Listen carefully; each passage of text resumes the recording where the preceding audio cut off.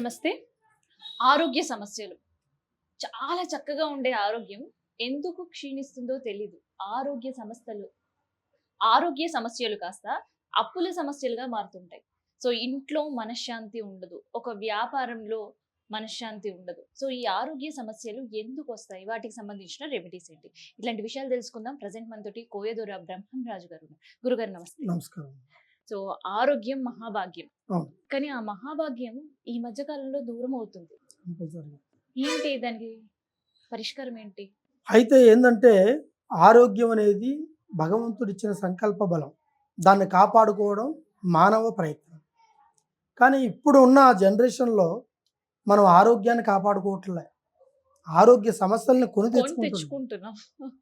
ఆ సమస్యలు చాలా విధానంగా కొన్ని ఉంటున్నాయి. అయితే గతంలో మనకి ప్రకృతి మనకి అన్ని విధాలుగా అందాలనిచ్చింది. అన్ని విధాలుగా వ్యవసాయ పంటనిచ్చింది. అవును. ఆ ప్రకృతి ఇప్పుడు మనకి ఎదురు దెబ్బనిస్తుంది. విషతుల్యంగా మార్చింది మనం. కాలుష్యం పెరిగిపోతుంది. ఎక్కడ చూసినా డస్ట్, యాడ చూసినా ఏదో ఒక చెత్త. దాంతో పాటు పండించే పంటలో కూడా కల్తీ కలుస్తుంది. అన్ని మందులతోనే జరుగుతున్నాయి. అవును.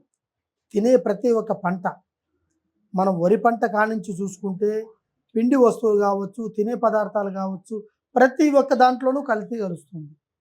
అదేవిధంగా ఒక సంకల్పంలో ఒక యుగంలో అయితే భగవంతుడు గతంలో మనకి ఇచ్చిన వ్యవసాయం ఎరువు పంటతో వేసి మందులు లేకుండా పండించుకొని ఆ పంటను తిని ఆరోగ్యంగా ఉన్నాం. ప్రకృతి సేద్యం. అది ప్రకృతి సేద్యం. ఇప్పుడు మందులతో ప్రతి ఒక్క పండు పండించాలి అంటే మందు. దానికి సమయం అవసరం లేదు. ఒక్క రోజులో పండిపోతుంది. అన్ని కాలాల్లో అన్ని పళ్ళు దొరికే పరిస్థితి. దొరికే స్థితికి వచ్చేసింది. అన్ని అంటే కూరగాయలు అన్ని దొరికే విధాలుగా పరిస్థితి. మందులతోనే మనం జీవితం పరిగెడుతుంది.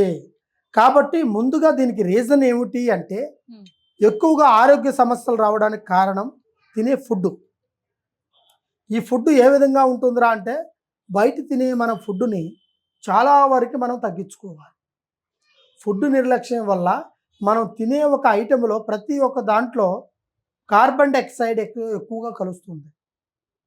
దాంట్లో కాలుష్యం అనేది ఎక్కువగా పెరిగిపోయి ఆ పదార్థానికి మనము ఒక సీజుకు సంబంధించిన పదార్థాన్ని మనం తింటున్నాం. అంటే ఒక బంక మాదిరికి సంబంధించే ఒక పదార్థం కలుస్తుంది అందులో. కలిసినప్పుడు ఆ పదార్థాన్ని మనం తింటున్నాం. మనకు ఫుడ్ బాగానే ఉంటుంది కదా అని రుచికరంగా ఉంటుందని మనం అనుకుంటున్నాం. కానీ అది లోపల ఏమవుతుంది? ఆరోగ్య సమస్యని కొద్ది రోజుల తర్వాత తెచ్చుతుంది. మనం తినే ప్రతి ఒక్క తిండి ఏదైనా సరే అది కల్తీలోగా కలుస్తుంది కొంతవరకు. దాన్ని మనం ఎంతో జాగ్రత్తగా మితంగా తినాలి. అప్పుడే మనం ఆరోగ్యంలో కొన్ని సమస్యలకి దూరం అవుతాం.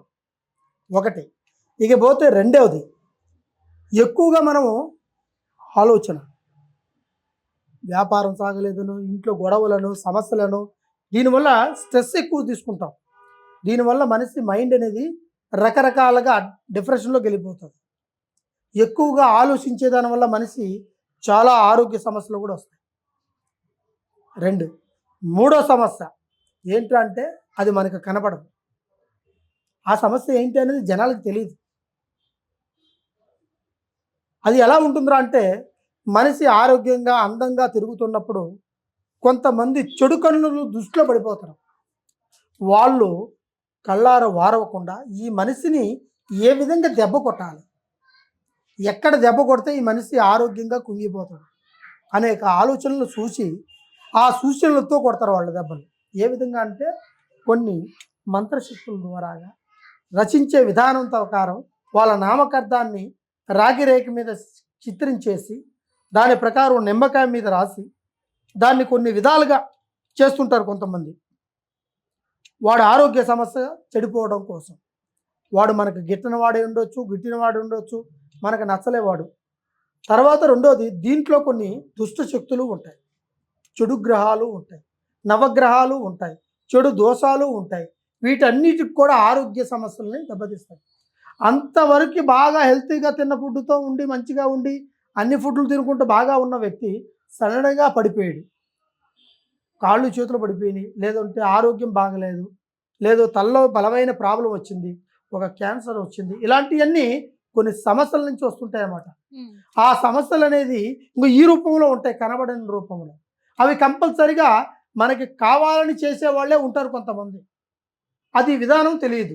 అది తెలుసుకోవాలంటే మాలాంటి స్వామీజీల దగ్గర పోయి ఇలాగ ఆరోగ్య సమస్యలు కొద్దిగా వస్తున్నాయి అనుకున్నప్పుడు మనం చూసుకోవాలి. అది చూసుకోకుండా అలాగనే వదిలేసుకొని మనం డాక్టర్ దగ్గరికి వెళ్తాం. మనకి జ్వరం వచ్చింది అంటాం. ఆ జ్వరంతో పాటు లోపల లేనిపోయిన ఇంకో రోగం కూడా ఉంటుంది. అది టెస్టులు చేసినప్పుడు బయటపడిపోతుంది. ఇది సైన్స్‌కి సంబంధించింది కాదు. సైన్స్ వేరు, శాస్త్రం వేరు. అర్థమైందా? ఈ శాస్త్రంలో ఉన్నదాన్ని దాంట్లో వాడికి ఏం జరిగిందా, వాడి నామకార్థంలో ఏం జరిగింది, వాడి పేరులో ఏం జరిగితే వాడి ఆరోగ్య సమస్యల్లో పడిపోయాడు. అంత మంచిగా ఉన్న వ్యక్తి సడన్‌గా పడిపోవడం ఏంటి అనే ఒక ఆలోచన చాలామందికి రాదు కూడా. వచ్చినా ఇంత దూరం ఆలోచించరు.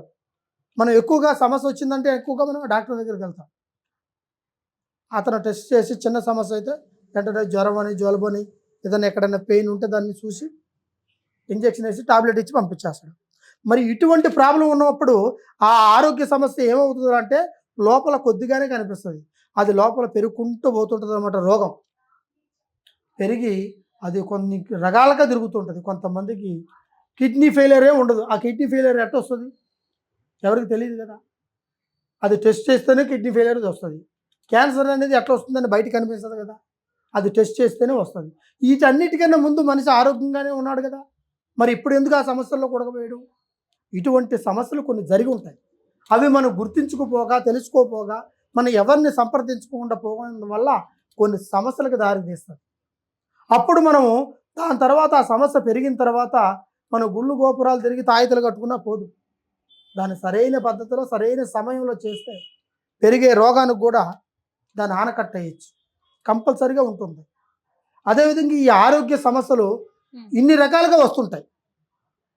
ఫుడ్ ద్వారాగా, మనిషి ఆలోచించే ద్వారాగా, ఈ విధమైన సమస్యల ద్వారాగా వస్తుంటాయి.